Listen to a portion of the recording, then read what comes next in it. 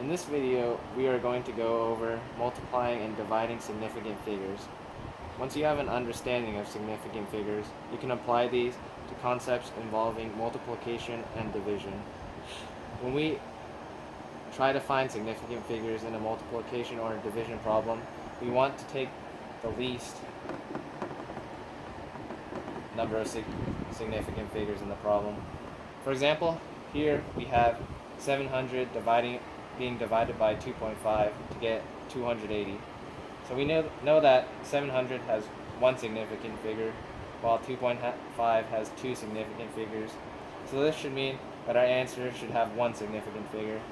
But 280 has two significant figures, so we want to get this down to 1. And so to do this, our final answer would have to equal 300.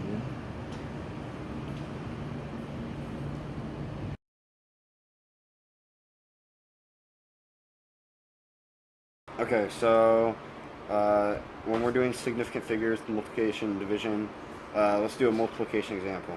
So you have 0.753 multiplied by 0.2689.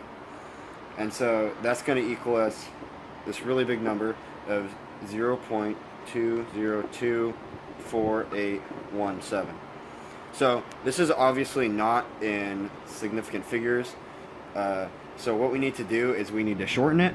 So as we can see from this problem here, that 0.735 only has 3 significant figures, where this number here has 4. And if you remember our rule, we want to take the least number of significant figures. So we're going to use this number instead of this one. And so our final answer is going to equal 0.202.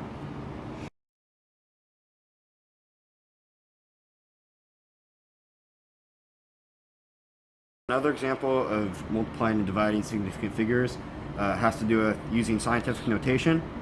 So in this example, we're going to use 50,176 multiplied by 2.0. Right? And so our unrounded answer is 100,352. Alright? And so if we're using our previous knowledge, we know that we're going to want 2 significant figures in our answer, because 2.0 is our lowest amount of significant figures. So in this example, if we try to write out all these sig figs, we'd realize that this number here, if you try to write it out fully, you can't do it in 2 sig figs, because you would end up with 100,000, but that's only 1. So you only have 1 here, and since I can't round this up, and these numbers are 0, and if I put a point here, then I have way too many significant figures. So what we have to do is we have to switch it to scientific notation. Right? So when we convert it to scientific notation, we need to move the decimal over 5 times, which gives us 1.0. And since we've moved it 5 places over, it's going to be 1.0 times 10 to the 5th, because we're moving over. Alright?